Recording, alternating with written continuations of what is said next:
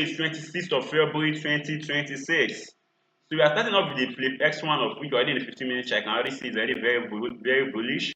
So let's go to the 4-hour chart as usual to see what really we should be expecting today on the higher time frame. Remember, as day traders, so quantity just broke above this previous level. Let me mark that out. It actually just broke above this previous level right here. What's going on? Okay.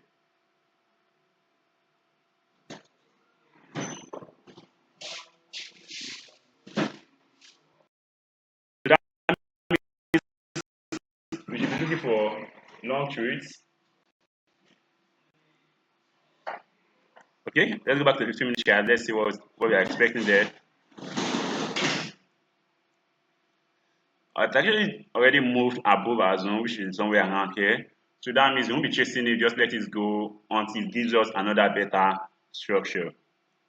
Alright, so going to the next one, which is pin 600.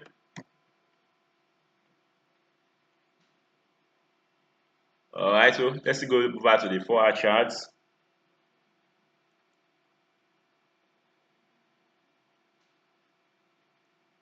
Look at that bearish candle. But then we're gonna have an internal level right here that actually could be respected. So let's go back to the 15-minute chart. Let's see what's going on. Is this a pullback or are we seeing a retracement? Okay, 15-minute chart seems to be delaying now. It actually opened earlier. It was opened earlier.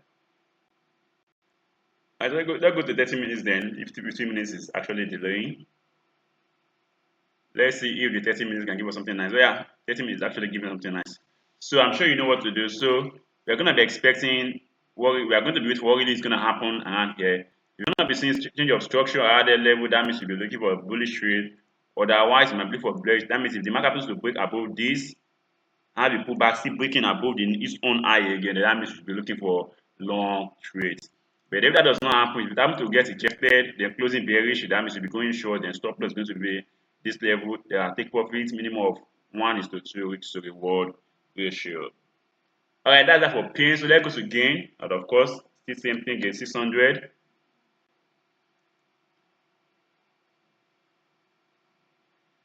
Alright, so let's see. Gain 600 for our charts.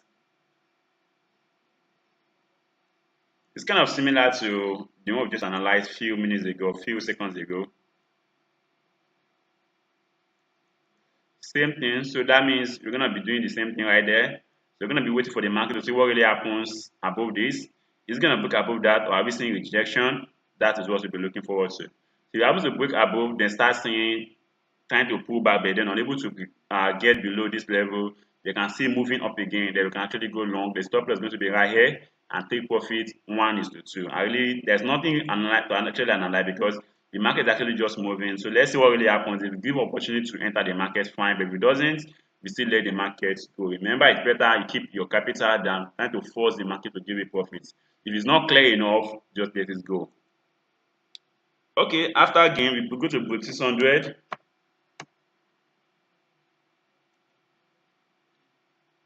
So on break 600, on the 4-hour chart again,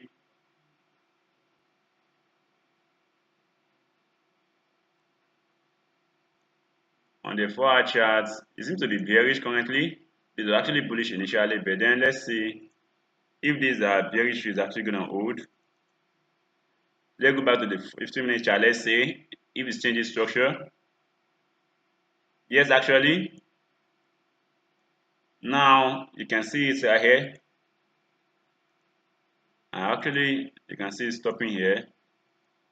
Unable to break second, third, fourth, this, then you can see start moving down.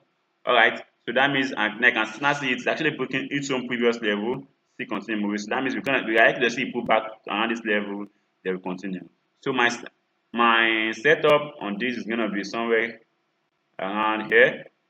So an instant order, stop loss above this, and take profits 1 to reward ratio. Alright, so this is what I'll be expecting on break 600. So this is my entry, and of course this is my take profit, and this is my stop loss. So even if it's pulled back to this level that I'll be entering again, then my stop loss is going to be there, then my take profit is also still going to be here. Alright, so that's that for book 600. So let's go to the final one, which is FX volume. And of course, we are using 20. Going to the 4-hour chart.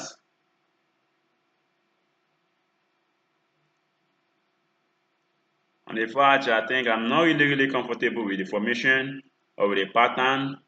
So that means I will just be cleaning off this host level. I call them noise. So I wait to see what the market does at the break of this zone right here. If it happens to break above, I wait for a retest of that to be sure it's actually ready to move up for me to go long. Or then below it, I wait for also a retest for me to be sure it's ready to go short. Alright, I think that's the end of the analysis. Remember, the book I just used is called World Trade. You can head to the description.